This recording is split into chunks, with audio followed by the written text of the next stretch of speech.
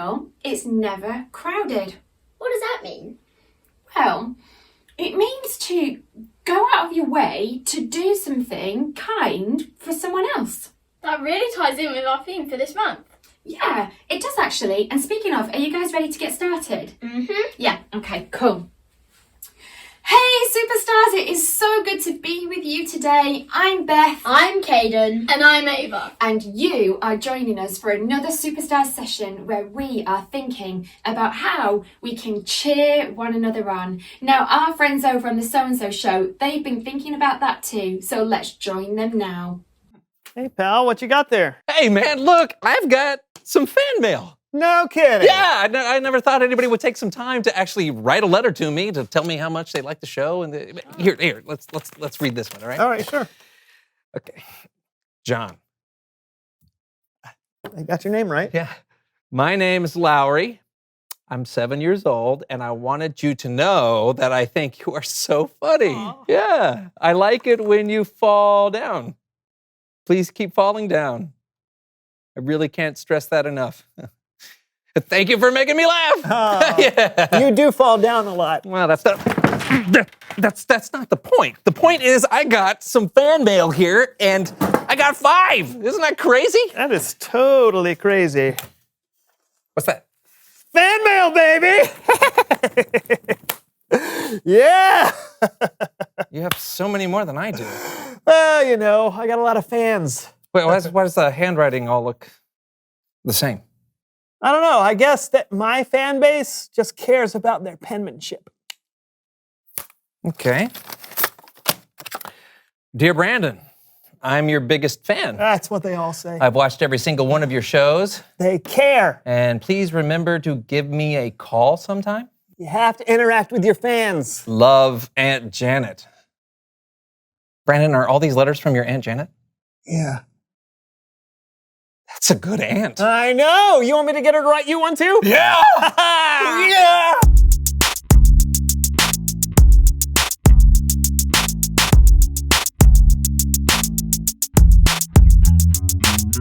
Hello, my name is Brandon. Hello, my name is Brandon. Hello, I'm Brandon, and this is... This is the So-and-So show, and my co-host John is not here. I'm out here, buddy. Where? Out here. Don't you remember? I'm running a marathon today. Oh, yeah, right. I guess I didn't know it would be during the show. I don't decide when the marathons happen, Brandon. I just show up when they do. Well, still, I'm sorry I can't be there to cheer you on. Oh, that's okay. Someone has to hold down the fort in the studio. But maybe there is something I can do for you. What's that? This. Hey, it's Looney Larry here with another deal that's absolutely certain to work or your money back. And when I say your money back, I mean all sales are final. To be or not to be? That is the question.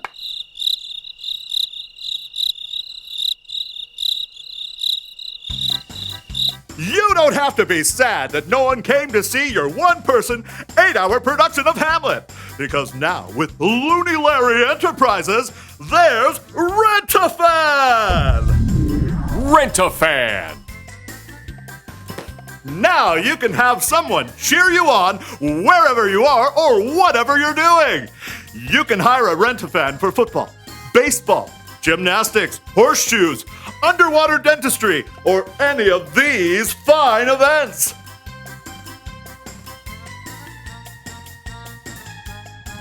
I even hired one for this commercial. Woo-hoo! This commercial is going so well! Worth every penny.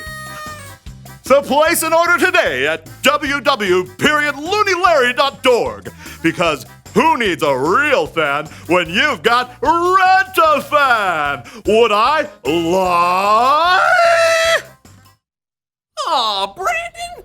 You got me a Rent-A-Fan? How unexpected! I did. They should be getting there any second. So, I'm a bit confused. So, going the extra mile means paying someone to go the extra mile for you. No, Caden, not quite. Let's have a Bible story to help us understand it a little bit more now.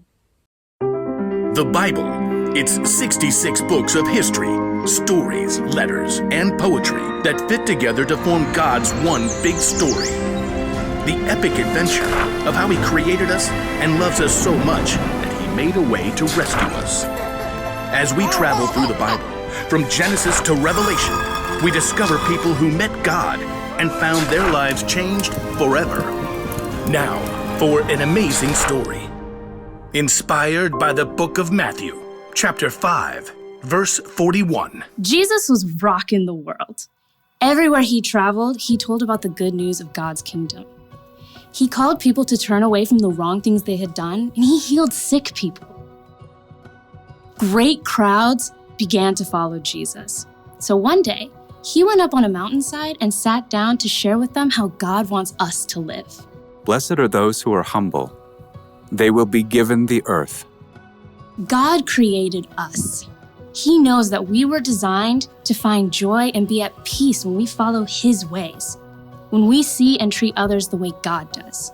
So, right in the middle of what's often called the Sermon on the Mount, Jesus said this. Suppose someone forces you to go 1 mile. Go 2 miles with them. Okay, what? To our ears, this probably sounds like a word problem, or maybe like our PE teacher telling us to go run laps. But the people listening to Jesus knew exactly what he meant. They all lived under the rule of the Caesar in Rome. The Romans had conquered many, many territories. Judea had become a little backwater province of the Roman Empire. And Roman soldiers were sent to keep order. Jesus and all the people he taught lived under Roman rule, and they had to obey the law of Rome, including this one. I decree that any Roman soldier may force a Jew to carry his pack for precisely 1 mile. If you're thinking, what's the big deal? Think again. Being a Roman soldier was not for wimps. Sometimes the packs they carried weighed as much as 100 pounds. It took real grit and stamina to march for miles carrying that much gear. So it wasn't unusual for a soldier to call on some random person along the road to haul their pack for 1 mile, or about 1,000 steps. And if that person says no, well, it was considered an act of rebellion against the empire. Now, imagine you're an everyday, ordinary, average Joe, or Joseph. You're hiking along the road, maybe you're on your way to Jerusalem, when you look up, and in the distance, you see a Roman soldier heading your way. I don't know about you, but I think I'd turn right around and head back the other way. Or get off the road and head into a grove of olive trees. Or maybe just avoid eye contact at all costs. But maybe none of that works. The soldier stops, calls you out, and you have no choice but to look up. The soldier orders you to take his heavy pack and haul it along for a whole mile. You can't fight the empire. So, you pick up the pack. And it's forward march. You're probably counting your steps the whole way. 58, 59, just waiting until you can drop that pack. 681, 682, holding out until you can get away from this soldier that sees you as scum. 998, 999, 1,000. That's it. You're free. Roman law says that soldier can't make you go more than 1 mile. So you can toss that pack like it's hot and run on home. Except, Jesus says something else. Suppose someone forces you to go 1 mile. Go 2 miles with them. You had to carry that pack the first mile. You didn't have a choice. But now you get to choose. And if you choose to take that pack another mile, it says a lot. It says, I matter. I'm valuable just like you, and I can make my own choices. but it also says you matter. This is a really heavy load you have to carry. And I'm gonna help you not because I have to, but because I choose to. Go the extra mile doesn't just mean go big or go home. Going the extra mile means that you make a choice to help someone, to be kind. You choose an action that says, I'm doing this for you because I want to, not because I have to. And I'm doing this because you are made in the image of God. And that makes you valuable to Him and to me. So, you may not live in an empire, but you can still go the extra mile. Oh, so going the extra mile is doing unexpected kindness for someone? That's absolutely right, Caden. Going the extra mile is doing something kind when you really didn't have to. Mum, has anybody ever showed you unexpected kindness? Yeah, you know what? They have. And I've been able to show people unexpected kindness too. But perhaps the most unexpected kindness of all time was shown by Jesus. You know, Jesus, he had never done anything wrong at all, but he gave his life to take away anything that we have ever done or will ever do wrong. Isn't that amazing? And because of Jesus's amazing unexpected kindness, we too can show kindness to others. Now, we're going to think about that a little bit more as we worship God together now.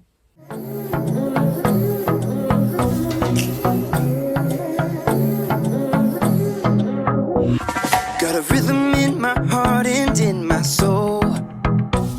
Got a reason for this joy I can't control. I wanna sing, I wanna dance, and give everyone a chance to hear about this endless love I know. Oh, what you give to me is not for me to keep, it's for the world to see your love.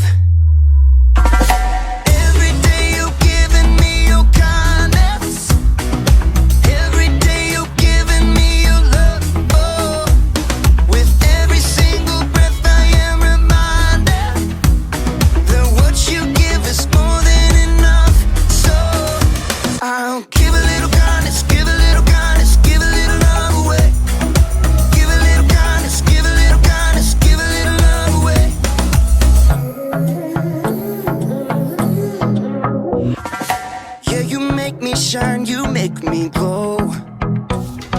You pick me up when I am feeling low. I wanna sing, I wanna dance, and give everyone a chance to hear about this endless love I know. Oh, what you give to me is not for me to keep, it's for the world to see your love.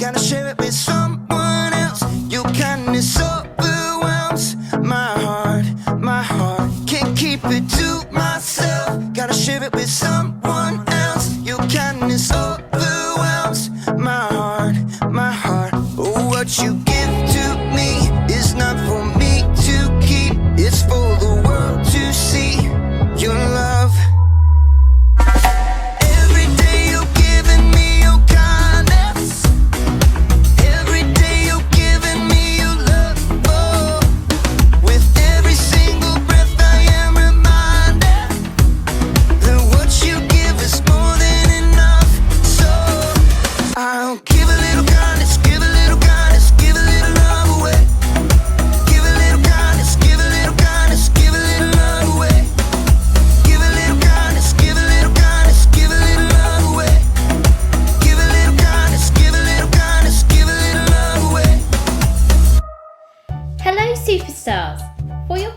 home today, we are going to design our own cheerleading flags. You will need a piece of paper, a stick or a straw, some colouring pens and some sellotape. What has been the main thing that has stood out for you so far in our Superfan series? Maybe it's about going the extra mile that we've just been learning about. Now on your piece of paper, you need to design your flag. This is a flag that you'll be waving to cheer someone on. For my flag, I'm going to draw a road with a sign. My sign is going to say, "Go the extra mile." Now I'm going to colour in my flag really bright colours so that whoever I'm waving at on the side of the road will be able to see it. This is what my finished flag looks like. Anybody who sees this will see that I'm cheering them on and saying, "You can do it, you can go the extra mile. I'm going to run that extra mile with you." Now take your straw and you need to stick your straw onto the back of your flag. Do this with some sellotape. Well done, Superfans! You've made your own Superfan cheerleading flag. See you next week. Bye! Thank you, Jenny, for that craft. I have had so much fun this morning. Yeah, it has been so fun to be together again, and we will see you again next week. But for now, remember you guys, you were born to shine. Bye!